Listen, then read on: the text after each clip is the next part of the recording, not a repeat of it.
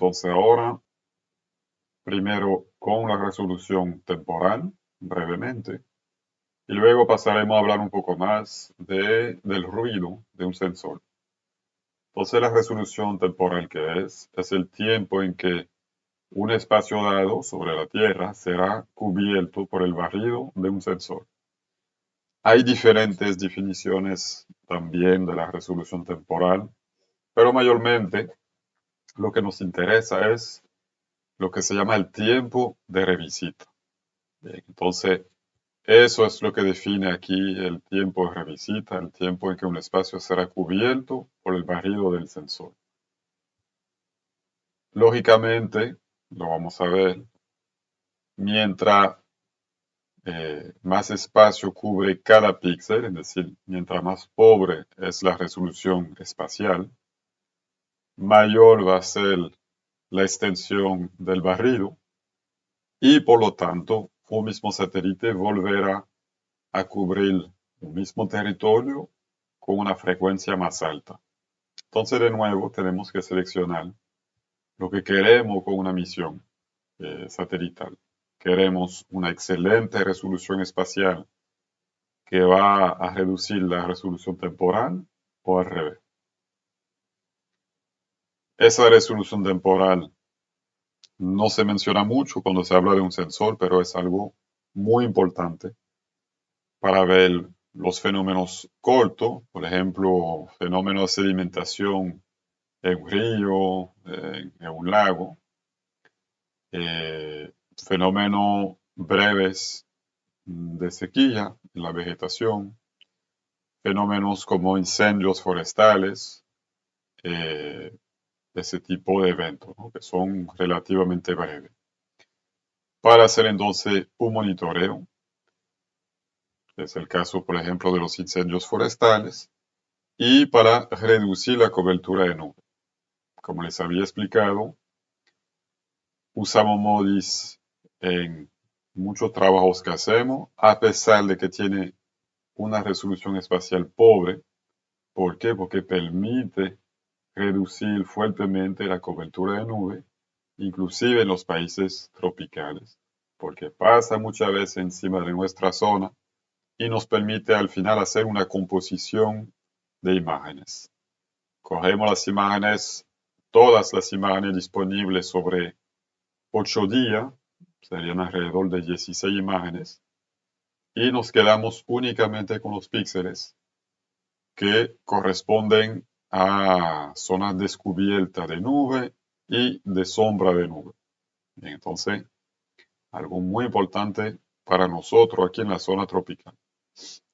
Aquí estamos viendo el barrido de MODIS. Entonces, justamente ustedes ven que el barrido de MODIS es bastante ancho. El satélite pasa de sur a norte, va a tomar típicamente las imágenes cuando baja de norte a sur, entonces sería una vuelta así, ¿no? Cuando baja de norte a sur, capta las imágenes a una velocidad muy alta. Y en este caso, en el caso de MODIS, logra captar una franja, ¿no? Una banda de datos muy ancha. Entonces, lógicamente, eh, vamos a cubrir rápidamente la Tierra entera y alrededor de una o dos veces al día vamos a poder captar datos sobre todo el mundo.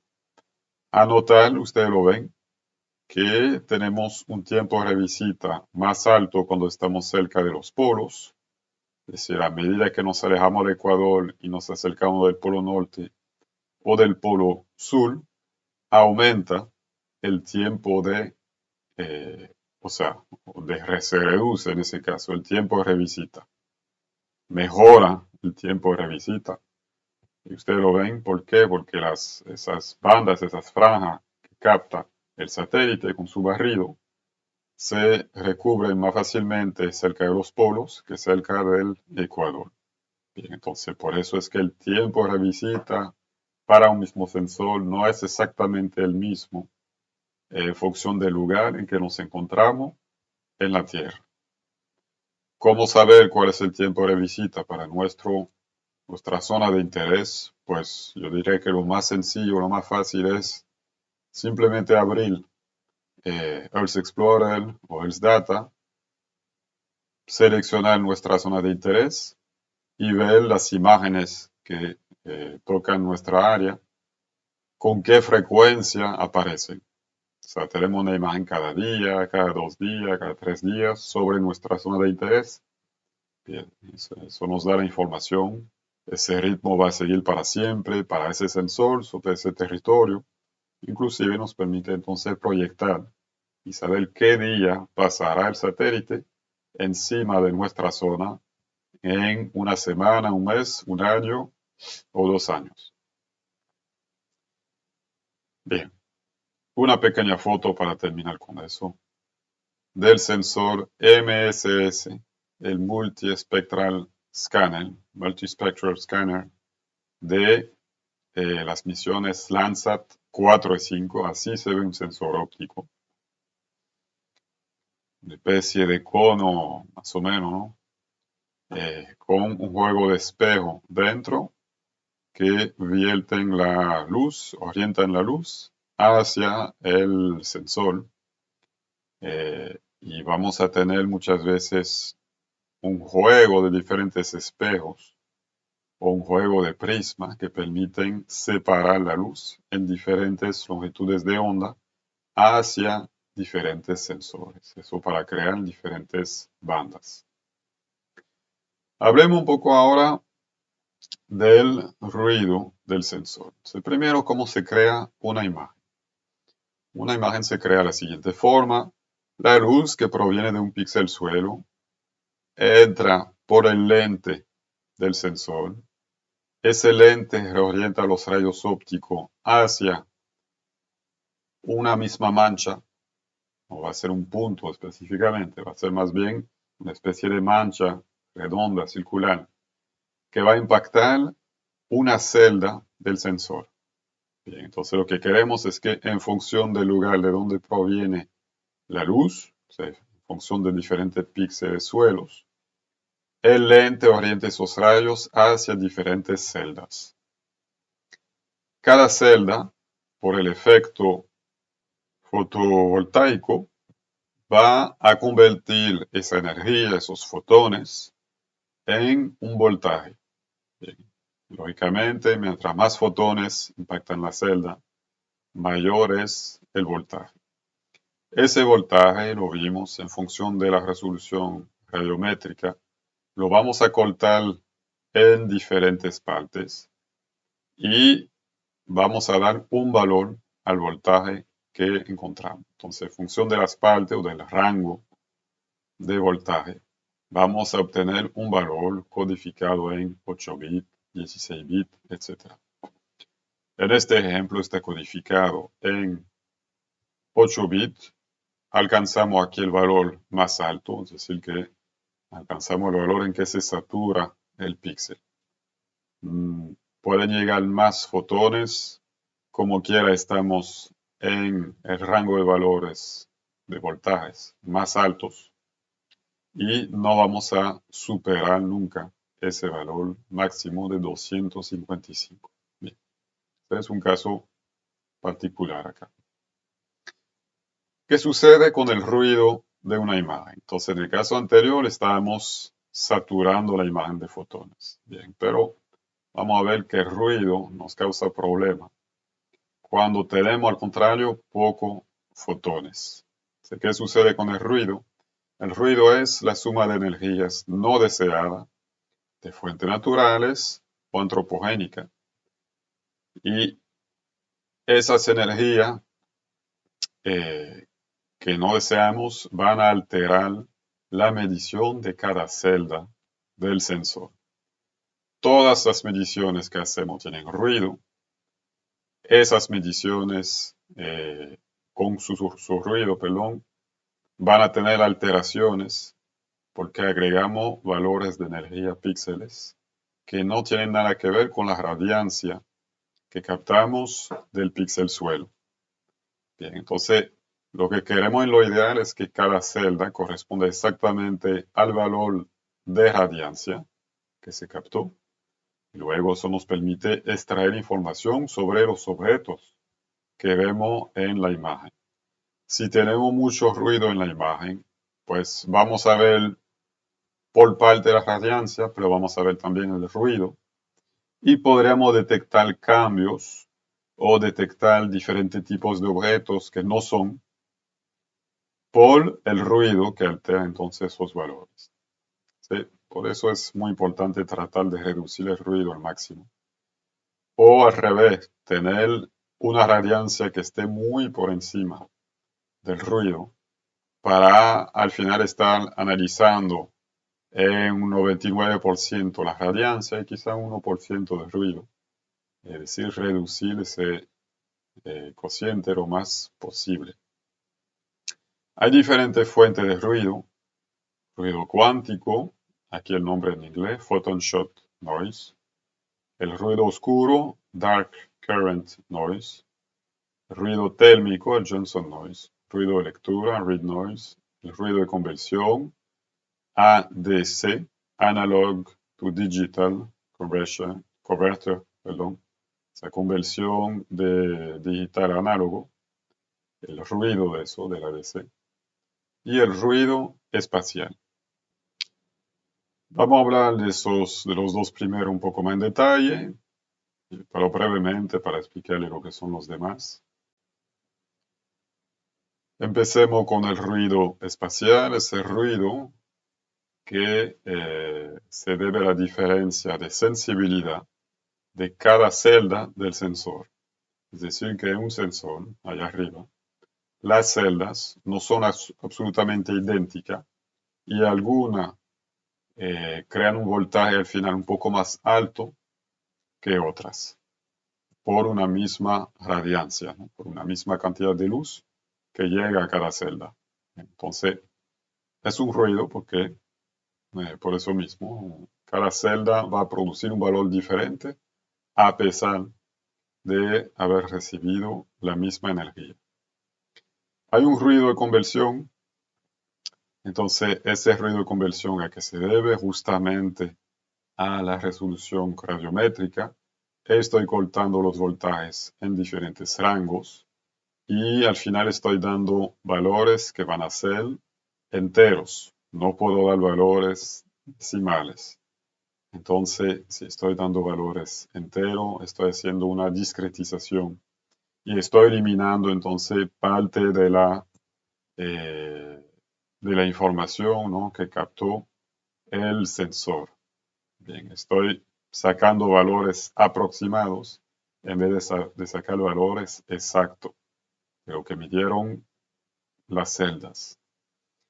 Hay un ruido también de lectura, que es el ruido relacionado con básicamente los componentes electrónicos, que están dentro del sensor y que van a alterar poco a poco la lectura de los datos. No vamos a entrar mucho en detalle sobre eso. Y hay un ruido térmico que también se relaciona con el ruido oscuro, que vamos a ver después, que se debe a una variación de temperatura de los componentes electrónicos que van a alterar la medición de las celdas. Bien, entonces, vamos a ver que el control de la temperatura en un sensor es algo importante para reducir el ruido. Con el ruido cuántico, entonces, se trata de la incertidumbre en cuanto al número de fotones que impactará en una celda por unidad de tiempo. ¿Eso por qué? Porque hay una naturaleza aleatoria de los fotones y de su medición, y eso se relaciona con física cuántica y el principio de incertidumbre de Heisenberg. Si una celda recibe un flujo constante de luz, entonces la radiancia inicial no cambia, siempre es la misma. ¿Qué va a suceder?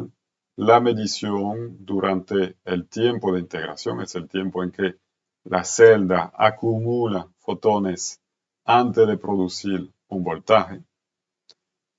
Pusimos aquí un segundo, pero lógicamente entienden que es un tiempo muchísimo más breve, pero siempre hay un tiempo de integración. pues tendremos resultados diferentes que varían un poco alrededor de la media. Entonces nunca vamos a tener exactamente el mismo valor. Tendremos pequeñas variaciones alrededor de una media. Y las probabilidades, lo sabemos, matemáticamente van a seguir una distribución de Poisson. En el caso de la distribución de Poisson, la variancia es igual a la media, por lo tanto, la desviación estándar a la raíz cuadrada de la media. Y concretamente vamos a tener algo así. Eso es una distribución de Poisson alrededor de una media de 3. Digamos que aquí recibimos 3 fotones. ¿Qué va a suceder? Podemos recibir un poco menos o un poco más de 3 fotones a pesar de que la radiancia es la misma, se mantiene igual. Vamos a tener una pequeña variación alrededor de la media. Bien, anotar que después la probabilidad cae rápidamente, significa que es muy difícil que tengamos 10 fotones si la media es de 3, mucho menos 20 fotones, etc. O sea, no nos vamos a alejar mucho de la media, pero siempre habrá una pequeña variación.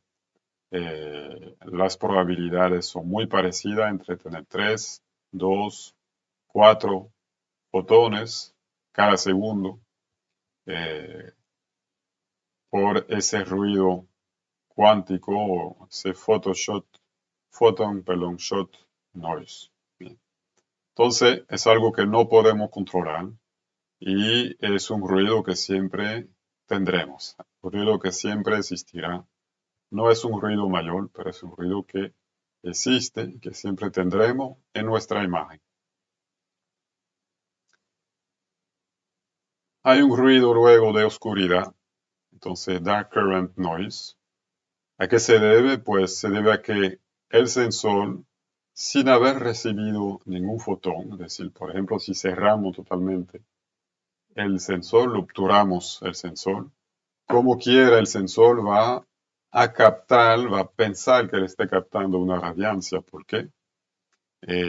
Porque las celdas están hechas de silicio monocristalino, que es lo que usamos para aprovechar el efecto fotovoltaico y convertir la energía de fotones en energía eléctrica. Pero ese cristal, ese silicio monocristalino,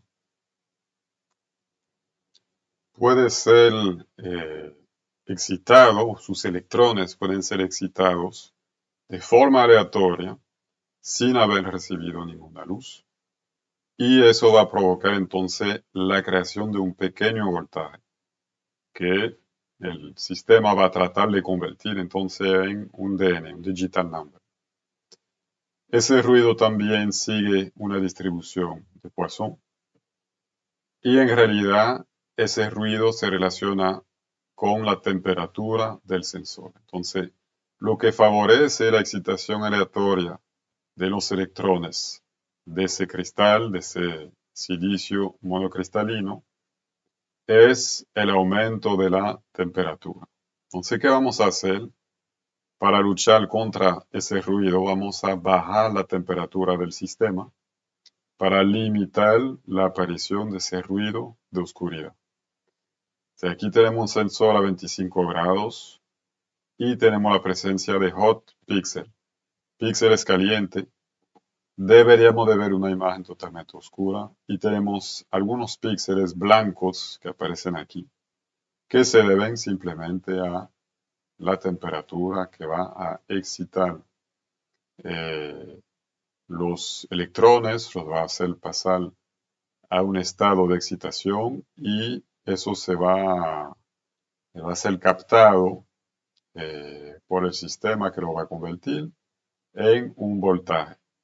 Entonces, ¿qué podemos hacer? Enfriar el sensor, es lo que se hace en muchos sensores satelitales para tratar de limitar esos hot pixels. Y aquí tenemos una imagen mucho más limpia, limpiada de ese ruido de oscuridad.